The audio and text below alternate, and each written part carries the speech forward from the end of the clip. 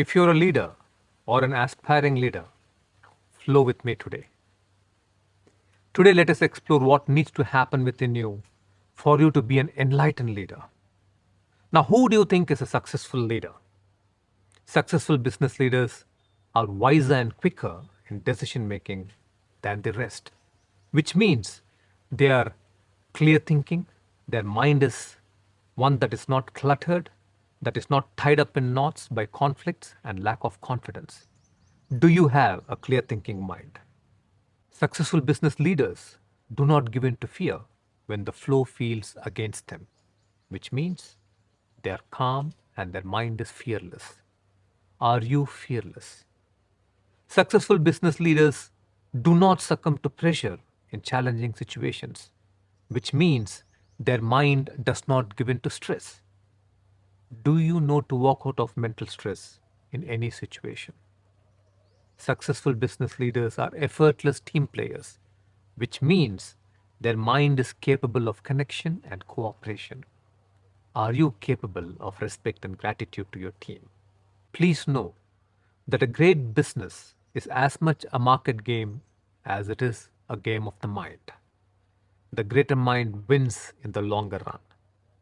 If great business leadership is synonymous with a wise mind, uncluttered mind, fearless mind, a stress-free mind, and a connected mind, should not the cultivation of such a beautiful mind be a part of your education? There are fundamentally only two states of consciousness any human being has ever lived or will ever live, a stressful state or a beautiful state. If you look at the entirety of human life, behind war or peace, cooperation or corrosive politics, love or separation, persistence or failure, finally happy children or a generation that is troubled, behind all this is the driving force of these two states. Behind every choice and every action is the driving force of one of these two states. So the most important choice is, from which state do you want to live your life? If you're aspiring to be a great leader, this is a question you must ask yourself. Which state do I want to achieve and fulfill my life's vision? From which state do I want to lead my teams and my organizations? What do you want to be the culture of your organization as you walk through its doors day after day? A stressful state or a beautiful state? Remember, only when you live in a beautiful state, the universe becomes your friend and supports you in conquering your challenges and fulfilling your heartfelt intentions. You enter a magical zone in life. We have seen it again and again. That only when you live in a beautiful state, your problems melt like ice in the heat of the sun, and life becomes filled with magical coincidences. When you begin to break through your limitations, you enter a different realm. You become part of the magical flow of life where synchronicities unfold, which means the randomly moving universe will arrange itself in patterns to fulfill your heartfelt purpose. Ideas, contacts, people you never expected will begin to flow into your lives. But why stress at all? Let us explore. The world is accelerating at an incredible pace. As artificial intelligence takes over sphere after sphere of our existence, millions are left worrying about their future. Students are confused as career after career begins to look bleak and hopeless. Driverless cars, automated checkouts, robo-office assistants, chefless kitchens, robo-waiters, technician-less lab tests, and computerized legal advice. This is the future ahead of us. Amidst all this, we try to make sense of our future. Will we become redundant in our workplaces? Will our vision, which we have so carefully crafted for years, will it be relevant 5 years from now or 10 years from now? These are troubling questions. Amidst this incredible pace of change and the onslaught of social media, you try to shine enough to be noticed. You try to make sense of your relationships, quick coming togethers and rapid breakups. You wonder what you mean to each other. You feel like dandelions drifting in the air, rootless and continually falling apart. We have our Siri and Alexa, all meant to save time, so we may relax. Yet, the irony is, we are more rushed than ever. Our watches vibrate on our wrists, our phones incessantly beep with messages. The result is a generation of human beings who have far less attention span than monkeys in excitement. You are becoming incapable of deep thinking. Under the onslaught of all this, what is happening to you? Your bodies are collapsing under stress and you become obese and tired. You simply don't have the time to pause. You don't have the attention to chew your food. You don't have the energy to breathe fully. Do you know your lungs are actually shrinking under the burden of stress and anxiety? But why? What is the real problem and where lies the solution?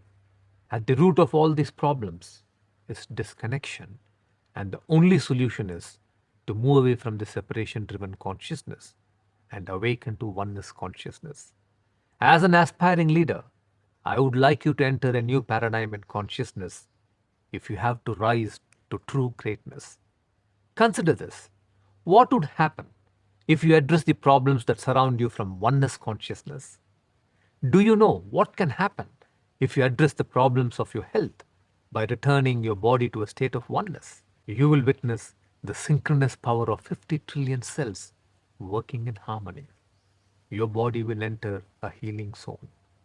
Do you know what will happen if you address the problems in your intimate relationships by returning to oneness?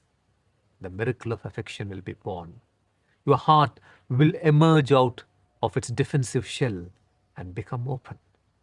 You will bridge any distance that there may be between you and the other and create enduring and true love.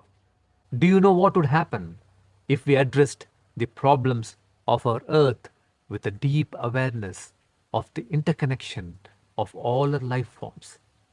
We will see the immense power of Mother Nature to return life to balance, where all life forms can coexist peacefully. If only leaders can have a fundamental shift in their consciousness towards oneness, that oneness will transform their loved ones, their families, their organizations, communities, and the world. Your life and contribution will become positive signatures on human consciousness that will continue to influence generations to come. Every one of you has a circumference that you call mine. Some friends, some family members, some colleague, some race or religion or group. And every time your circumference shrinks, your magical connection with the universe shrinks. Life becomes chaotic. So keep expanding the circumference consciously. Include individuals and groups you had excluded with your judgment earlier. At a physical level, pause more often. Look into people's eyes. Smile with your lips, smile with your eyes and your souls. At an emotional level, go beyond people's behaviors and appearances and connect to how they actually feel internally. At the consciousness level, include others into your mind. If only you can open yourself to greater connection, you will see that the universe becomes your friend and supports you. To nurture a oneness consciousness does not mean radically changing your lifestyle. You can make a start by dedicating 3 minutes of your time every day. In the early hours of the day, before you enter the relentless race of life, please pause for 2 minutes. Take a couple of deep breaths as if you were inhaling into your heart.